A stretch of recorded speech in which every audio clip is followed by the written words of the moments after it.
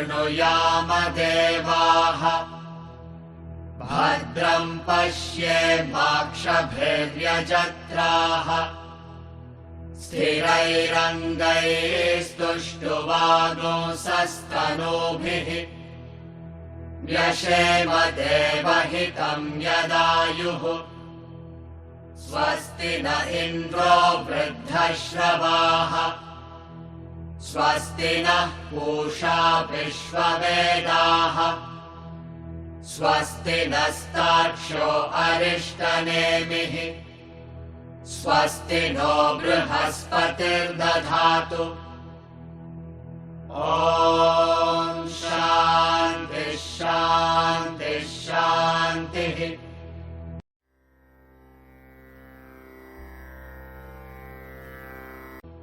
आत्मानमरणिं कृत्वा प्रणवं चोत्तरारणिम् ज्ञाननिर्मथनाभ्यासात् पाशं दहति पण्डितः स एव माया परिमोहितात्मा शरीरमास्थाय करोति सर्वम् स्त्रियन्नपानादिविचित्रभोगैः स एव जाग्रत् परितृप्तिमेति स्वप्ने सजीवः सुखदुःखभोक्ता स्वमायया कल्पितविश्वलोके सुषुप्तिकाले सकले विलीने तमोभिभूतः सुखरूपमेति पुनश्च जन्मान्तरकर्मयोगात् स एव जीवः स्वपिति प्रबुद्धः पुरत्रये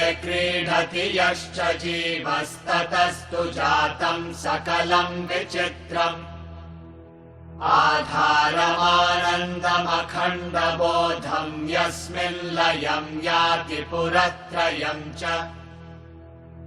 एतस्माज्जायते प्राणो मनः सर्वेन्द्रियाणि च खं वायुर्ज्योतिरापः पृथिवी विश्वस्य धारिणी यत्परं ब्रह्म सर्वात्मा विश्वस्यायतनं महत् सूक्ष्मात् सूक्ष्मतरं नित्यं तत्त्वमेव त्वमेव तत् जाग्रत् स्वप्न सुषुप्त्यादिप्रपञ्चं यत् प्रकाशते तद्ब्रह्माहमिति ज्ञात्वा सर्वबन्धैः प्रमुच्यते त्रिषु धामसु यद्भोग्यं भोक्ता भोगश्च यद्भवेत् तेभ्यो विलक्षणः साक्षी चिन्मात्रोऽहं सदाशिवः मय्येव सकलं जातं मयि सर्वं प्रतिष्ठितम् मयि सर्वं लयं याति तद्ब्रह्माद्वयमस्म्यहम् अणोरणीयानहमेव तद्वन्महानहं विश्वमहं विचित्रम् पुरातनोऽहं पुरुषोऽहमीशो हिरण्मयोऽहं शिवरूपमस्मि। Mantras 12 and 13 talk about how the all-pervading Brahman has become the individual. In other words, the creation of microcosm, and then further how this microcosm is enjoying the macrocosm or experiencing the macrocosm, which is the entire universe. How it has emerged from Brahman is being explained here, but the emphasis is that it is the Supreme Brahman which assumes the individuality as conditioned consciousness and plays in the three cities of Jagrat, Swapna and Sushupti, which is waking, dream and deep sleep, as three different entities. This is the essence or purport of this mantra. How that exactly happens is what is explained here, and the key term here obviously in this mantra is Maya Parimohitatma. There is a trivia that what we follow is the Vedanta, and amongst the various schools of philosophy, Adi Shankaracharya expounded and re-established what is known as the Advaita Siddhant, that is the non-dual Vedanta. There are various other schools also. The three famous schools are Vishishta Advaita, Dvaita and this Advaita.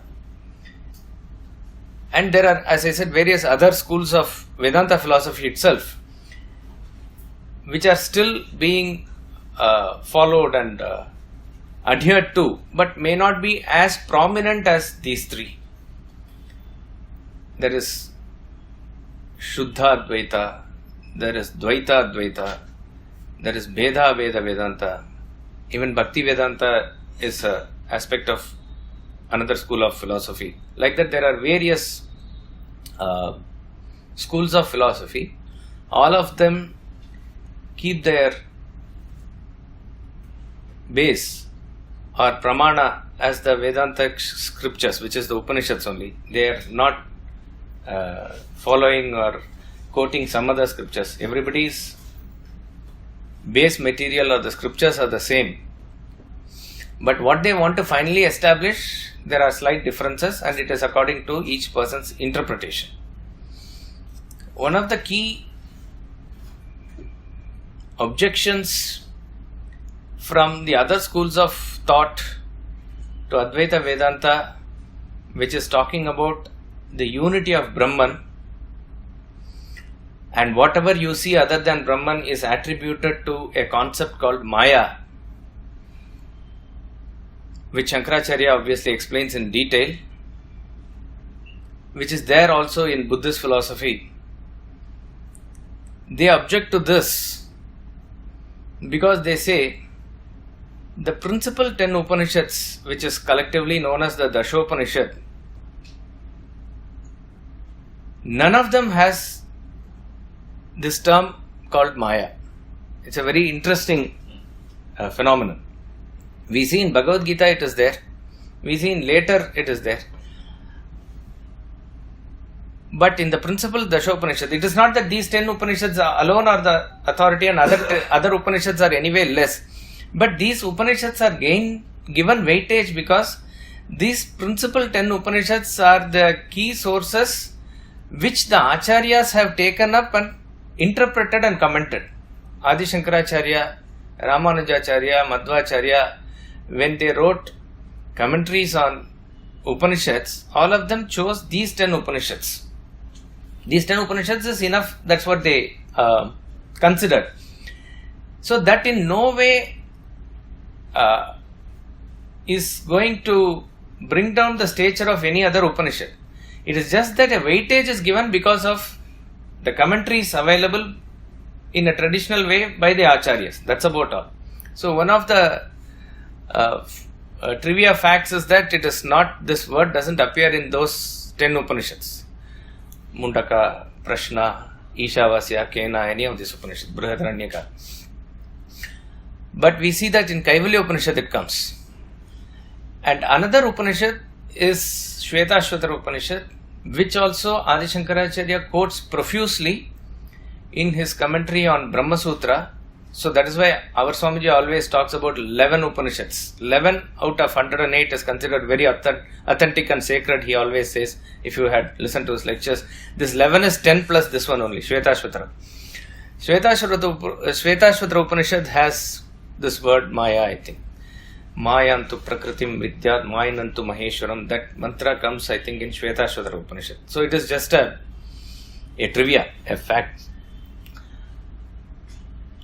But in this Upanishad, very clearly, this word Maya comes here. Maya Parimohitatma.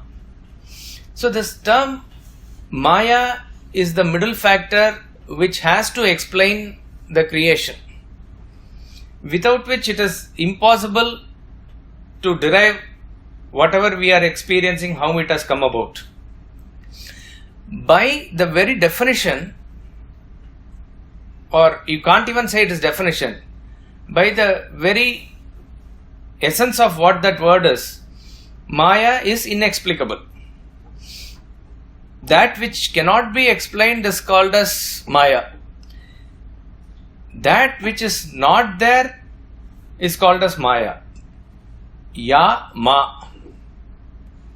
Ya means she who, that which, in that sense. It's a feminine term, so she who.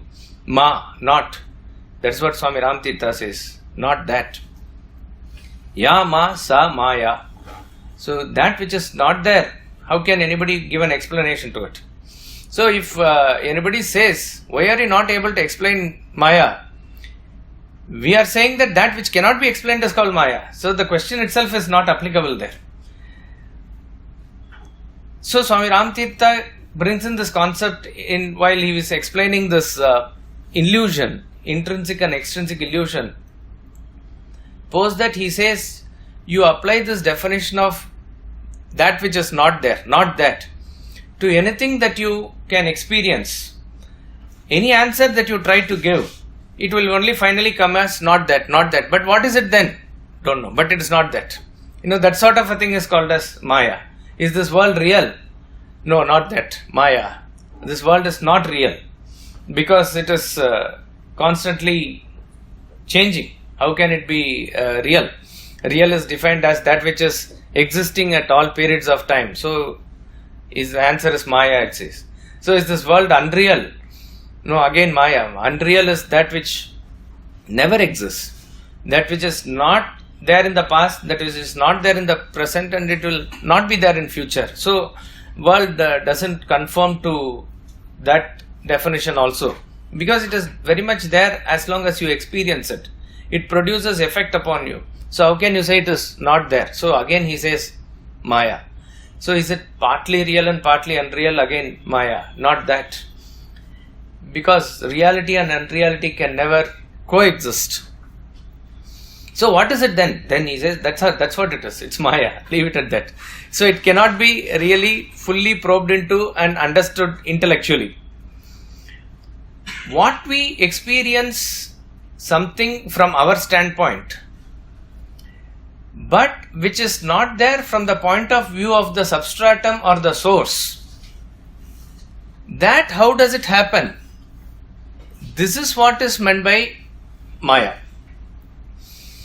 See, Vedanta proclaims that Brahman alone exists, nothing else exists. This is the declaration of all the Vedantic scriptures, statements. In its inherent nature, it is Sat, Chit and Ananda. Sat, Chit, Ananda is the Swarupa of Brahman. It is the primeval cause. It is from which that everything is emerging or emerged. Whatever you can think of or conceive of, nothing else apart from Brahman is there, is the declaration. Now when we talk about cause and effect, we have to understand and remember, it is not the general relationship of cause and effect as we see in the world. See, with reference to cause and effect, there are various ways by which we can understand it. The cause grows into the effect at a future date. Example is, a seed is the cause and tree is the effect. What is the seed today is having the full potential of the tree inside it, and when it is properly nurtured, it grows into a tree. So the seed in that form is gone and the effect has come out in some other form. So the seed is, as it were, changing itself into tree, but in a totally different dimension. You cannot correlate this effect to this cause, but the essence of the tree was inside the seed. So this is where after the effect is manifest, the cause is disappeared. But what about when we say Father is the cause and Son is the effect? There, Father is there as the cause, Son, the effect is also there. After the Son has come as the cause, the Son as the effect, the Father who is the cause, continues to remain. So what is it actually is the relationship between cause and effect here? The essence of the cause has produced the effect. It is the essence. So the father as the cause has given his essence, which has transformed itself and grown into a son. That is why you see the properties of the cause seen in the effect. It is the relationship between what is known as a amshi and a amsha. Amsha means essence. It is a aspect. It is an essence.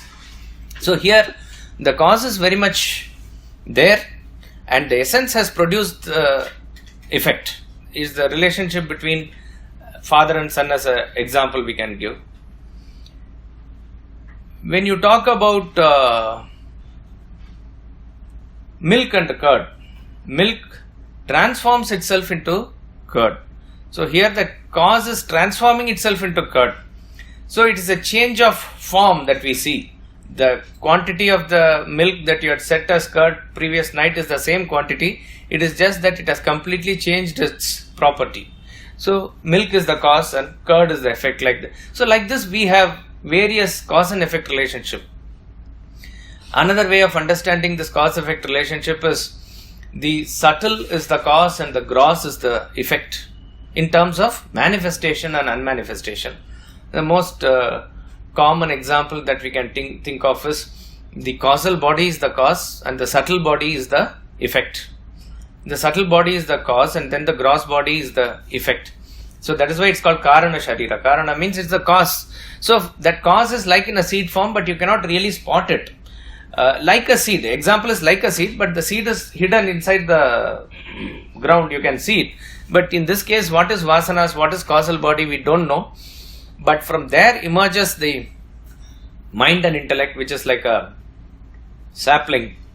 And then it grows on into a tree of gross body. So here is a cause and effect relationship like this. One thing where it can come closer is the example of the material cause, where we say gold is the cause and bangle is the effect. Gold is the cause and necklace is the effect. So here it is in a way how you look at it. Okay, so a person who looks it as gold sees as gold. A person who looks in the name and form sees as name and form. Like that it is. So this can be a closer or an example that can be taken as the cause and effect relationship between the unmanifest Brahman and the manifest universe. But the more profound example always given in the Shastras is that of rope and snake. When you say rope is the cause and snake is the effect, it is not in the same way as how snake emerges from the egg. There it is like from the seed the tree comes, from the egg the snake comes, like that you can say. But this is not the case here. This is called in Sanskrit, I think, as Anyonya Bhava. Anyonya Bhava means that which is inherent and inseparate and together in itself. But when it appears as a snake, rope is not visible. When it appears as a rope, snake is not visible. The original cause for that snake to appear is the existence of the rope only. So that is, you can say, as the primeval cause. And when a person is failing to understand it as it is, there is a chance that he will project something upon it. That something that is projected upon it will be somewhat similar to it, but it is not the original, and it is appearing as something different. So therefore this example of rope and snake, which is a very famous example in Vedanta, tries to give us the relationship between the Supreme Brahman and the universe. So that which is a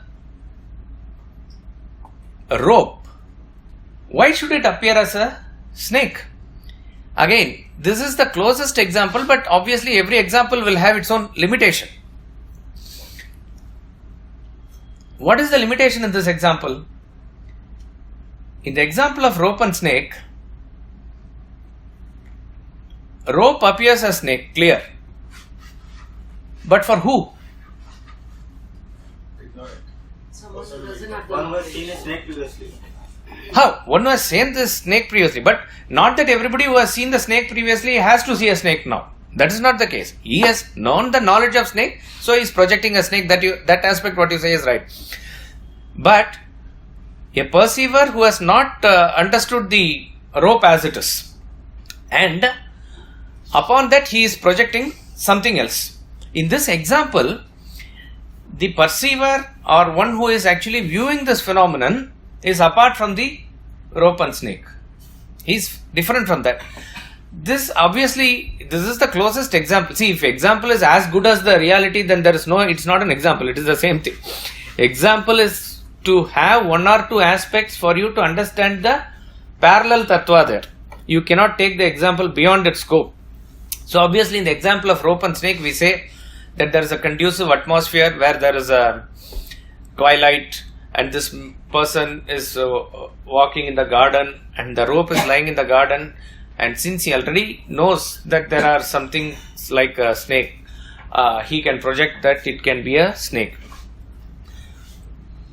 And another point what he said is interesting. If this person assume, it is difficult to imagine, but assume if this person doesn't know what snake is, he cannot project a snake. That apart, that is not the scope of this example. Okay. Now, in the example where of rope and snake, where the perceiver is actually different from it, in this case that is not the situation. Brahman appearing as universe, the master says you are perceiving it differently. You are not apart from the universe. You are part and parcel of the universe. So then how it is actually playing, who is it creating, what is happening, this whole play is called as Maya. Therefore, if at all we need to understand it, this Maya has to be understood as an inherent power whose locus is in Brahman. Maya as a power, Maya as a Shakti is something which is inherent in Brahman itself. And then this power creates all the play, as it were, seems to be bigger than anything else, that it veils everything, but in reality it has no effect on Brahman. This has to be very clearly understood, because Swami Ramtirtha takes up this point only. He says, what is it Maya? You try to explain, it seems to be all powerful, so powerful that it covers the God only. So that means it is so powerful or more powerful than the God. It is not so. Vedanta doesn't accept Maya to be a different entity apart from Brahman. It is not possible, because there is no entity apart from Brahman. As a power, we have to understand that the power does not hang in a vacant air and just stays by itself or exhibits its power by itself. It is not possible. The power is there with somebody who wields the power. That is why statements like Mama Maya Duratyaya, says Krishna in Gita. So somebody is owning that Maya. Somebody is saying, this is my Maya. So when he says my Maya, Maya is under his control. That which is under his control cannot touch him. So he is called as Mayavi or Mayapati, or somebody who is the master of Maya. So he remains as it is. It doesn't affect him at all. But what is the play here? All of us are seeming to be deluded by that power of Maya. That is why Sa eva Maya Parimohitatma says this mantra. That self which is deluded by Maya. So that self which is deluded by Maya refers to all individuals who are under the spell of Maya. That individual which is under the spell of Maya is in essence not different from Brahman. But this play of Maya has made him forget the real entity that he is Brahman, and he is assuming to be himself something other than it. This is what is meant by the delusion of Brahman. See, we say, how are we saying that we are ignorant? This Maya has two powers. It is called as Avarna Shakti and Vikshepa Shakti. Avarna Shakti means the power of veiling, the power of covering. This is called as ignorance. This is called as non-apprehension. Vikshepa Shakti means projection. It is called as misapprehension. So how is that all-powerful entity of Brahman is not visible to us as it is that power which deludes the individual to not recognize Brahman as it is? This power is an exhibition of Maya only. And this non-apprehension or ignorance is the root cause, and from this non-apprehension is from where it is projected as pluralistic phenomenon, which from our standpoint shows completely different characteristics. Like when we say the inherent nature of Brahman is what? We said it is Satchitananda, right? Sat means that which is real, that which is constant throughout, that is called as Sat. Chit means it is consciousness, it is of the form of knowledge. Ananda means absolute bliss. But this individual whose essential nature Vedanta declares to be Satchidananda, actually what he is experiencing is totally opposite in all these three cases. Instead of a constant, unmoving, changeless reality, we see a constant changing phenomenon. So that Sat doesn't seem to apply in our experience. And what is to be seen as a manifestation of Chit Swarupa everywhere, consciousness everywhere, what we are seeing is inert matter, Jada. Everything is Jada, including the gross body. It is given Chit because of the consciousness functioning within. Otherwise, everything is inert matter that we experience. And Ananda we need not say. The inherent nature is Ananda. Everybody goes through only sorrow-ridden life, which seems to be absolutely opposite. So, whose inherent real nature is Satchitananda, in actual experience is seeming to be something else. What is this phenomenon? We really don't know. We really can't explain what it is. That is what is meant by the play of Maya. Now, is it that so powerful entity in which all of us are caught? Is there no way of redeeming ourselves? No, that is not the case. That is why Mama Maya Duratyaya says Krishna, and then he says Mameva ye prapadyante Maya metam tarantite. So the guarantee is given that the individual has the capacity to cross over the Maya, and those great jnanis who have crossed over the Maya, they are also making that statement that I am Satchidananda Swarupa, I am that absolute entity. They are making that statement, and they are saying that each and every one of us is supposed to cross over this and attain our original state only. So there is absolutely no a pessimistic feeling should not come that we are going to be absolutely in the spell of Maya all the time and we will be deluded all the time. That is not the case. There is a chance of retrieving ourselves, and all the study of scriptures and the sadhana that we do is meant for this only. But at present, what we consider ourselves is to be something apart from what we originally are. This play of the totality is called as the play of Maya. So, Saeva Maya Parimohitatma Sharira Mastaya Karoti Sarvam. The moment you consider yourself to be anything apart from Brahman, Sharira Mastaya, you are settled in a body. You acquire a body. Body here means gross body. Gross body includes subtle body and causal body. Body means it is a combination of all the three only. Body. So, this person who is inherently settled in a body considers himself to be an individual self who is totally different from the supreme self, which is the Atma. Sharira Mastaya Karoti Sarvam. But in essence, who is operating from within this body is that same supreme self only. Where is the dichotomy coming?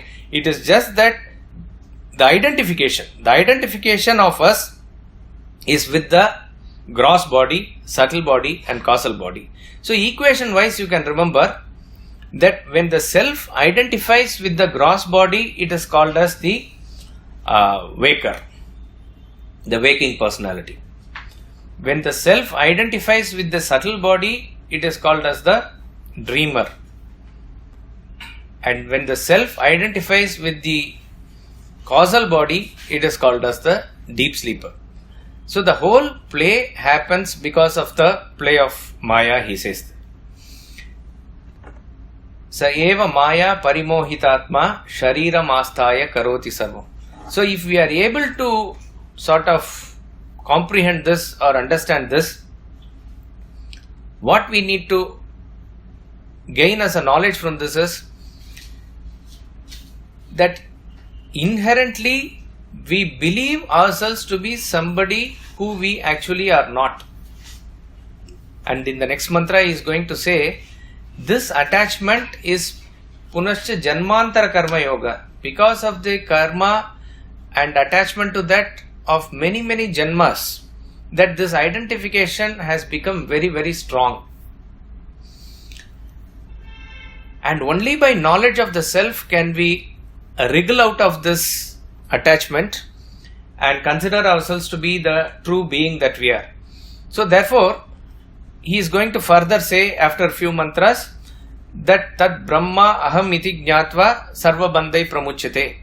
That only by considering that myself to be I am Brahman can you remove yourself of all sins, all attachments. So this sharp arrow of Tattvamasi must be always be kept in our intellect. This, whenever our mind tends to get attached and it gets deeper into this identification, thus by creating more bondage and more attachment to this world, this knowledge that Aham Brahmasmi, this knowledge that Guru has given us Tattvamasi, these are the statements that must really keep us in the consciousness, keep us in the sadhana. And finally, we have to give up that intellect itself and go beyond it. In this context, this is not connected to the mantra, but a beautiful metaphor Swami Ramtirtha explains. In the good old days, they do various type of yajnas, and one of the most popular and powerful yajna is Ashwamedha yajna. Ashwamedha yajna is you are sacrificing a horse. That is the literal meaning. Whether it is literal, etc., we don't know. But it has a very beautiful symbolic meaning. This Ashwamedha yajna is performed by not normal people, performed by kings. And the king who is powerful enough to proclaim that he is the king of kings. So there is a horse which is meant for sacrifice, which is a special horse. That horse is allowed to run freely, and wherever it runs, whichever direction it runs, there is an army that is going behind it. If nobody is challenging the horse or doing anything to the horse, it is assumed that that territory comes under the control of this king, meaning that particular territory, that particular king has accepted the supremacy of this king. If somebody arrests the horse, stops its journey, then the army which is following the horse fights, defeats the other person and then releases the horse. Obviously, if it is not winning, then this person cannot claim himself to be the king of the king, because the other king is more powerful. So like this horse covers the entire nation. Finally, when it arrives back to the capital, that horse is sacrificed into the final yajna.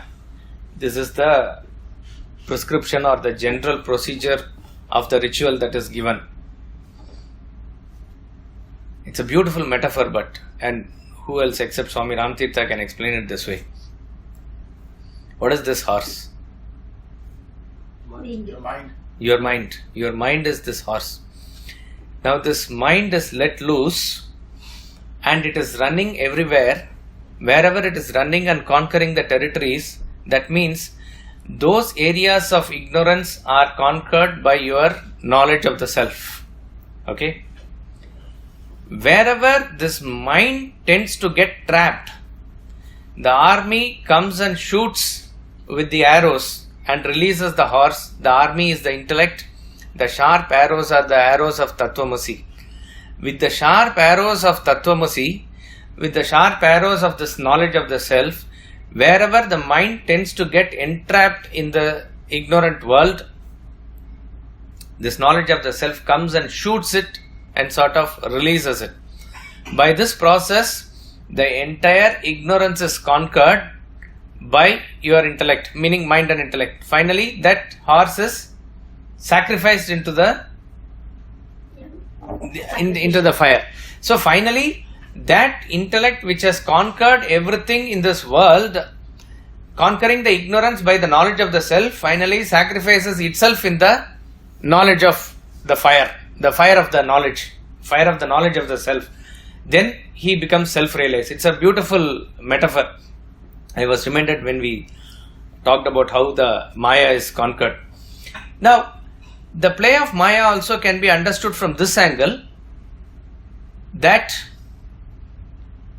every creation or every effect presupposes mainly two causes. One is a material cause and another is an efficient cause. Of course, there's a third cause that is given as an instrument, but that is only incidental. Instrument is only augmentation factor. The main two causes are the material cause and the efficient cause. When you take up the creation of a pot, the material cause is the mud or clay, and the efficient cause is the potter with his knowledge. So we can think of any creation in this world, every creation must have these two, that there is an efficient cause and there is a material cause. Can you think of any example where these two causes are one and the same? So the world itself. No, I am talking about example. In the world. Spider will be. Spider is an example that, in fact, is going to come in the next Upanishad, Mundaka. Very beautiful. It's one of the parallels, and one of the points to be explained is that only, that the spider does not bring any material apart from itself. And who is the person who is spinning the web? That is also the spider. So, here it's a parallel or example, but technically speaking, in the spider example, obviously there is a saliva of the spider which is seen as the material, and the spider is it is intelligently spinning the web. That apart, you take up anything in this world, the potter cannot be the clay, the goldsmith cannot be the gold. They are two different things. The potter uses the clay, with his knowledge he makes the pot. The goldsmith uses the gold, with his knowledge he makes the ornaments.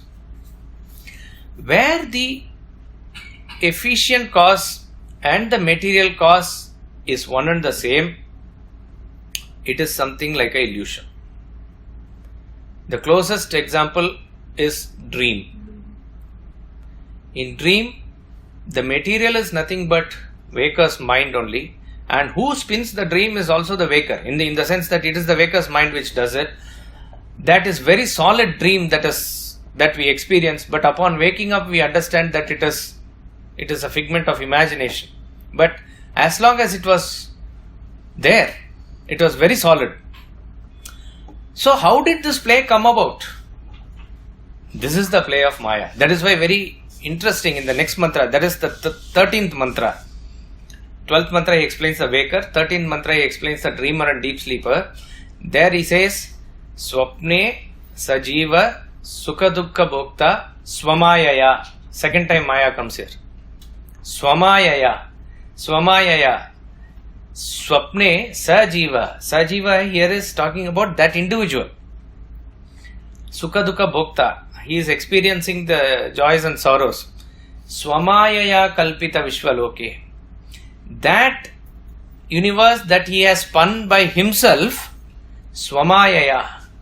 by his own Maya. That means here is a very clear indication that the power of Maya, which we said is inherent in Brahman, unless otherwise this individual who is created is not a Amsha of Brahman, how can he wield the same power? A dream is a very clear-cut example in our own experience that something is created, I wouldn't say of nothing, out of your own mind something is created where you go through an entirely different set of experiences from who you really are. Maybe you are a very rich person here and you may experience something totally drastic and opposite in the dream,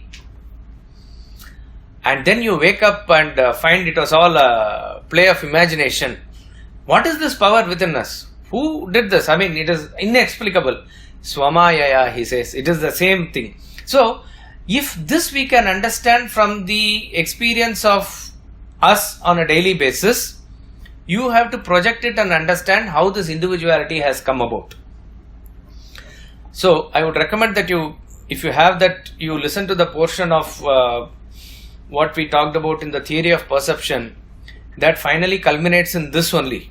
So, that which is getting this projected by way of action and reaction,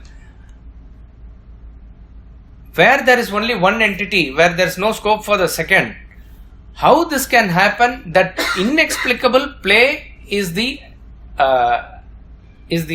explanation for Maya. So that is why Swami Ramtirtha very logically goes on to the portion of Maya after theory of perception. Theory of perception actually leads to this portion of Maya.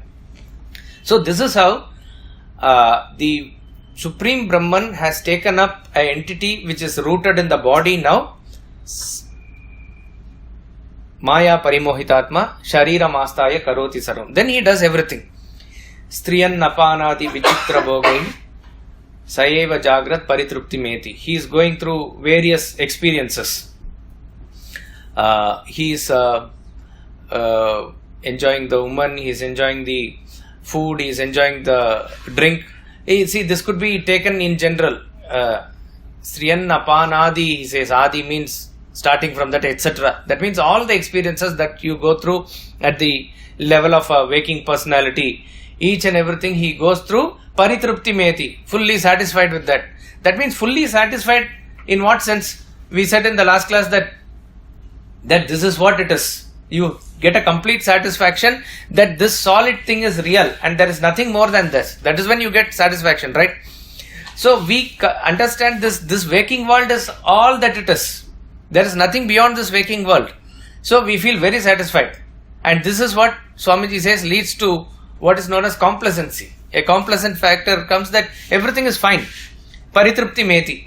So you can take these experiences that he has given to be covering everything. So this person or individuality has got what now it is known as a doership and an enjoyership. Kartrutva bhavana and bhoktrutva bhavana.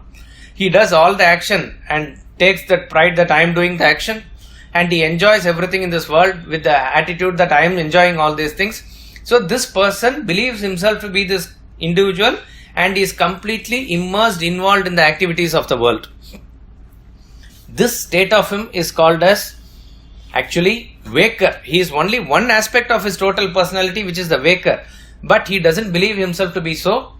He believes himself to be everybody, everything. That's what it is. He is very satisfied with this. In another way, Swamiji has interpreted these three joys to be all the external enjoyments are represented by woman, all the internal enjoyments are represented by food, all the mind's intoxicating enjoyments are represented by the drink. Here, what drink we really do not know. It can be anything, or generally it can be taken as annapana also, because these are all also taken as basic instincts. All the desires, first desires are the instinctive desires, then apart from it, what are the other egocentric desires? So the basic instinctive desires of hunger and thirst, and then the instinctive desire of physical companionship. This is common to all individuals if you take, natural to all individuals. So starting from that, you can take it as all desires. So striyan apanadi vichitra bhogehi, all types of enjoyments. Saeva Jagrat Paritruptimeti. Jagrat means the avastha or the state of consciousness when a person is awake. In the waking personality, he is called as, what is the name? Prajna. That's also not Prajna, Prajna. That's a deep sleeper. He is called Vishwa. Vishwa is the waker. Taijasa is the dreamer.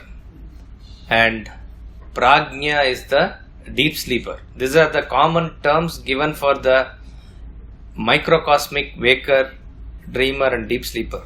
Vishwa represents actually the name is Vishwa means universe. So this universe which we are in touch with is the name of the waker who is experiencing this universe. In the dream world he is called as Tejasa. It comes from the word Tejas, which is light. Because the subtle body is made up of the consciousness without any connection with the gross elements.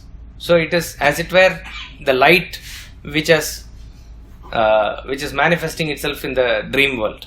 See, to put it in a very simple way, even when your eyes are closing only, you can experience this light, right?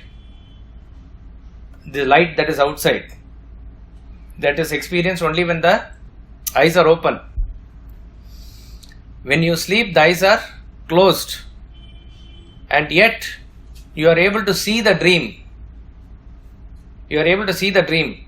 There is something which is providing the light, which is making up that dream world. That light is nothing but the light of the consciousness inside. So that is associated with the name given to the dreamer, which is Tejasa, who is born of light. Tejas. And deep sleeper is called as Prajna. Jna is a term which represents knower. Sarvajna means knows everything. Alpajna means knows something, little, knows only little. Kinchitnya, they say. Kinchitnya means very little he knows. In Sanskrit is opposite. Ajna means knows nothing, is ignorant. Pra is a term which is used as a special emphasis. So pra plus ajna is prajna. Prajna means he is absolutely knows nothing. Is the emphasis there. So that is the state of a deep sleeper. Tamo vibhuta sukha rupameti, he says. So when the tamas has completely overcome this personality, he takes the role of a deep sleeper.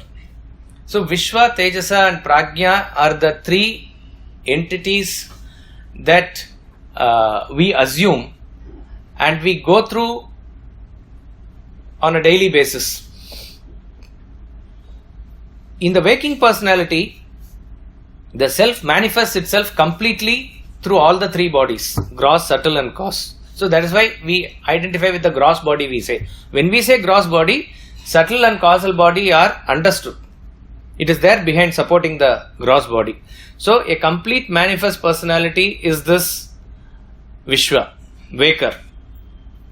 In this, as far as the human beings are concerned, the intellect is in a fully developed state and it is functioning. So our activities are conscious. So if you want to loosely use these three terms, conscious, subconscious and unconscious, you can equate to these three personalities. We are conscious in the waking state, we are in the subconscious state during the dream, we are in the unconscious state during the deep sleep. And as far as a human being is concerned, there is a conscious choice of action also available in the waking state, which is not there in dream state, which is not there for other creatures. That is why we said, as far as the individual is concerned, he has both Kartrutva Bhavana and Bhoktrutva Bhavana in the waking state. In the dream, there is only Bhoktrutva Bhavana. There is no Kartrutva Bhavana. If dream had Kartrutva Bhavana, then you will have committed sin or virtue, punya or papa, you would have gained in dream also. That is not the case. There is no doership in the dream. There is only enjoyership in the sense that you experience the dream as it were and you go through the effect as it were. So there is only bhoktrutva in the dream. In the waking state, there is both this doership and enjoyership. This person who is a waker, he is conscious of the outside world and inside world, and therefore waker knows all the three states of consciousness. Knows all the three states means he knows the waking state, he knows the dream state, he knows what the deep sleep state is. Other two states are like a subset of these two. So he has emerged out of it and he knows all the three states of consciousness. But as far as the identification is concerned, waker identifies with the gross body, and for him this world alone is real. Even though he has woken up from the dream, he rejects the dream world. He rejects the dreamer and the dream world based on knowledge. Based on the knowledge of the waking world, he rejects the dream world, saying that it is a figment of imagination. That it really doesn't, if it were real, it has to exist somewhere. No, it doesn't exist. So based on the knowledge, he has completely rejected. But what is interesting is, we can say, if you were to enter a dreamer's world and say that what you are going through is not the real world, it is something as a dream, you belong to some other world, you are sleeping in Alipur or you are sleeping in Baliganj in your place, that is what you really are, that dreamer will reject this waking world. The waker rejects the dream world and the dreamer rejects the waking world, but the dreamer rejects the waking world based on Ignorance. it is ignorance. Dreamer doesn't know what waking world is and he cannot see also. Based on that ignorance, he will just not understand what you say and he will reject it. So the waker rejects the dream world based on knowledge and the dreamer rejects the waking world based on ignorance. So when this waking personality, which is all of us now, when this person goes into the state of sleep, there are two distinct or different states that he can go through. One is called as dream, where you spin a world and you experience whatever is happening there. Another is a world, you can't call it world, you can't call it anything. It is the absence of everything. That is called as deep sleep, a dreamless sleep. So in dream, what happens? Why is this dream created? This dream is created because of the undigested experiences of what you go through in the waking state. There are certain things that needs to be finished off and it throws itself up in the dream in a hazy way.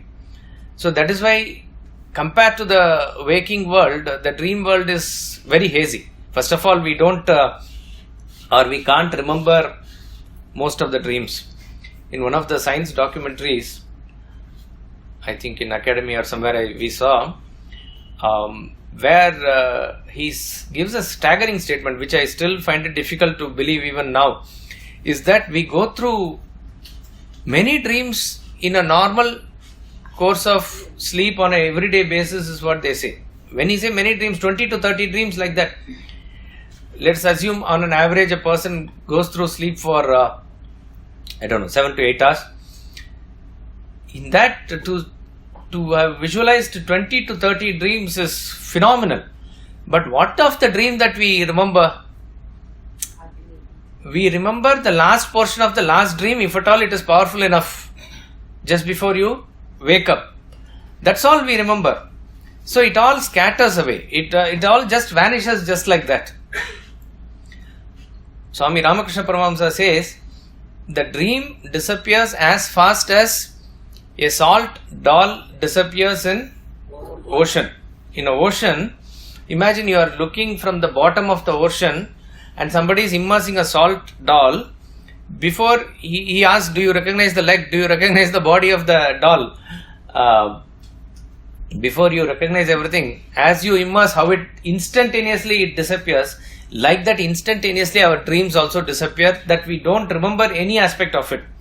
As I said, if at all, if it is powerful, we remember the last portion of the last dream, which might have startled us, if it is powerful enough like that. Or certain dreams, if it is very consistently coming, that we will remember. Otherwise, we don't remember, generally. But if at all you can recall anything, sometimes the dream can be very hazy. So again, I leave you with this question for you to think about, that why is it that compared to this world, dream world is hazy? Sometimes we see and experience most of the things that is like this only here. That only came, led to some of the thinkers to assume that what we undergo in dream is the same as this world. So the person who is undergoing the dream world, who is a dreaming personality, who is the person in the dream, whom we refer to for convenience sake as dreamer. Many thinkers have assumed that waker and dreamer are the same person, which is not so. Waker and dreamer are two distinct and different personalities. For the simple reason, the waker is sleeping on the bed here. He is living, he is digesting his food, he is breathing, he is doing all the physiological functions that are happening. But within himself, he has spun a different world and he is enjoying. He can be in America, he can be somewhere else where his body is very clearly in Calcutta, in his house where he is sleeping. So obviously these two are different personalities. The dreaming personality is different, the waking personality is different. Most of the time we may experience similar. As I said, it's only a throw up of the undigested thoughts of the waking state. But sometimes as a mixture, as a khichdi, you will get some unimaginable things in the dream. It is possible. And if you compare that experience of the dream and this experience of you in the waking world, you can never reconcile. In the sense, in the dream suddenly you will catch a flight and in 5 minutes you will be in America, where there is a house and you ride a horse suddenly inside the house and you jump into the palace, something, everything can happen. Any type of whatever you can sort of imagine that can happen, which does not conform to the laws of time, space and causation as we understand here. What we can understand is that it is a separate time, space, causation. Dream has this. Dream has time, space and causation concept.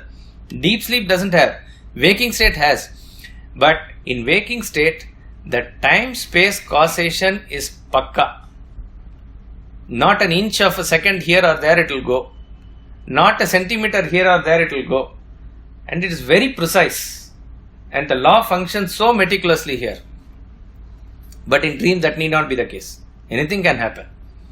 You can even pour water and get something gold or something on the other side, which has no direct cause and effect relationship. This can happen. Think about it as to why it happens. We'll continue in the next class. Yes, sir.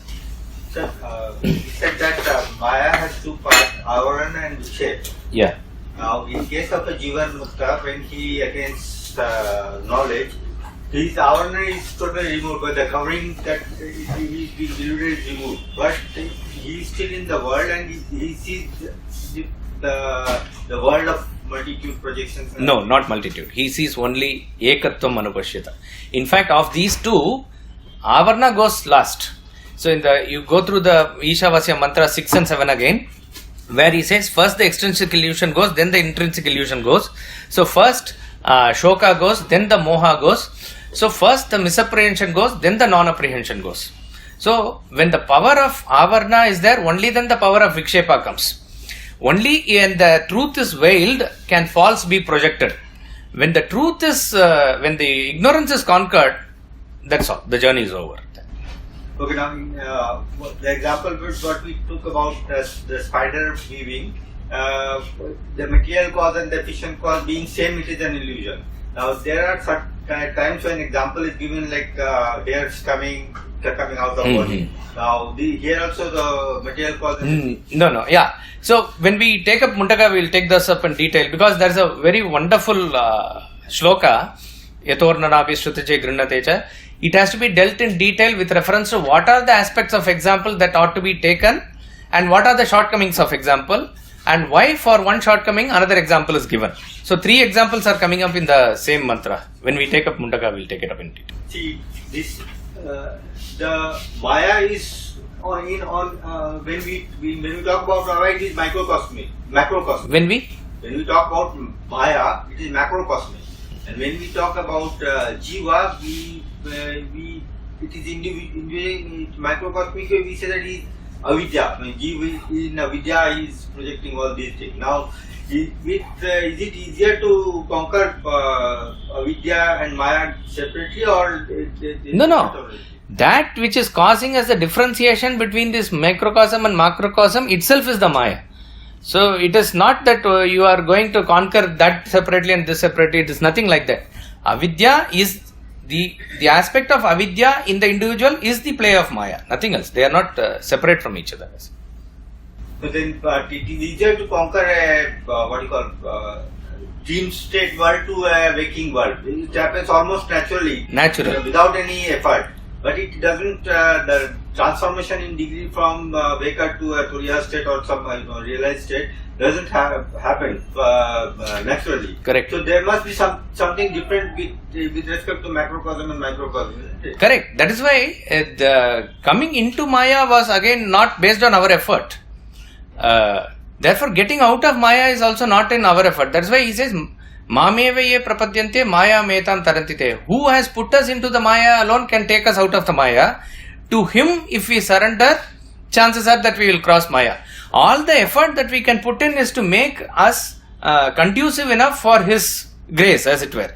Then final Maya, how when it is removed is not in our hands as it is. So it doesn't come under the purview of effort. So when you say is it easy or difficult, that question cannot be answered because it is not pertaining to any finite effort of the individual. This we are talking about creation, and simultaneously we are talking about illusion. Illusion means it's because the play of Maya, this illusory world. So when can a creation be called as an illusion type of thing? Because it must be manifestation and unmanifestation that we should talk about rather than creation and destruction. The moment you say manifestation and unmanifestation, you have already created the world. Now we are only talking about how that has come about. We'll conclude with the bhajans here.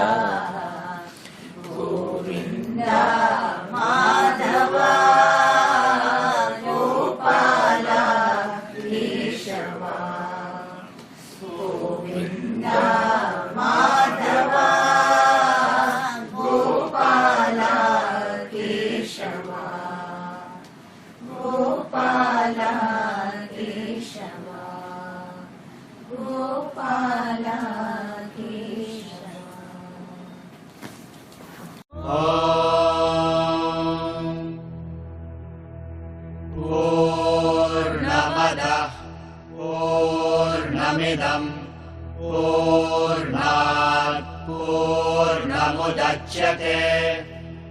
पूर्णस्य पूर्णमादाय पूर्णमेवावशिष्यते ॐ शान्तिः शान्तिः शान्तिः